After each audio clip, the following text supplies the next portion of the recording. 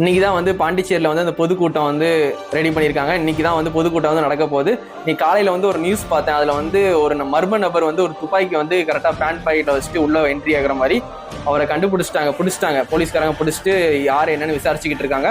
அவர் எதுக்கு வந்து துப்பாக்கி கொண்டு வரணும், இது எப்படியும் உங்களுக்கு நாளை கழிச்சுக்குள்ள வந்து இந்த விஷயம் தெரிஞ்சிடும், யார் அனுப்பிச்சாங்க இல்லை அவர் தான் கொண்டு வந்தாரா அப்படின்ட்டு. ஏன்னா வந்து அவர் வந்து செக்யூரிட்டி கார்டும் கிடையாது, போலீஸ்காரரும் கிடையாது, எதுக்கு துப்பாக்கி வந்து கொண்டு வரணும். அண்ணனை வந்து சேஃபாக பார்த்துக்குவாங்க. இந்த மாதிரிலாம் நியூஸ் பார்க்கும்போது விஜய் ஃபேன்ஸ் எல்லாருக்குமே வந்து ஒரு பதட்டம் ஏற்படும், அண்ணனுக்கு சேஃப்டி இல்லையோ அப்படின்ட்டு. அதே தான் நானும் சொல்கிறேன், சேஃபாக பார்த்துக்கோங்க சரிங்களா. ஏற்கனவே வந்து எனக்கு ஒரு அம்மா வந்து கரூர் பிரச்சனை அப்போ வந்து கால் பண்ணாங்க, வெளியூர்லேருந்து ஒரு கால் பண்ணி எனக்கு வந்து அண்ணனை வெளியே கூப்பிட்டு வரும்போது இந்த மாதிரி புல்லட் ப்ரூஃப் போட்டு கூட்டுவாங்க, எனக்கு கனவு கெட்ட கனவாக வருது அப்படின்னு சொல்லிட்டு அந்த அம்மா என்கிட்ட அப்போ பேசினாங்க. நான் அப்போவே சொன்னேன், அண்ணனுக்கு செக்யூரிட்டி கார்டெலாம் ரொம்ப டைட்டாக போட்டிருப்பாங்க, அண்ணன் சேஃபாக தான் இருப்பாங்க, நீங்கள் எதுவும் பயப்படாதீங்க.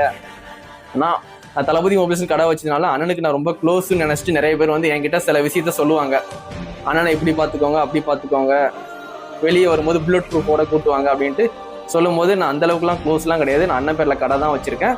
இருந்தாலும் எனக்கு தெரிஞ்சவங்ககிட்ட ஓரளவுக்கு நான் சொல்லி வைக்கிறேன் அப்படின்னு சொல்லிட்டு நான் ஃபோனை வச்சிருவேன். அதே மாதிரி இந்த வீடியோ மூலியமாக சொல்லிக்கிறேன், அண்ணன் கூட இருக்கிறவங்க டிவிகே மெம்பர்ஸ் எல்லாருமே வந்து அண்ணனை சேஃபாக கூட்டிட்டு போயிருங்க சரிங்களா.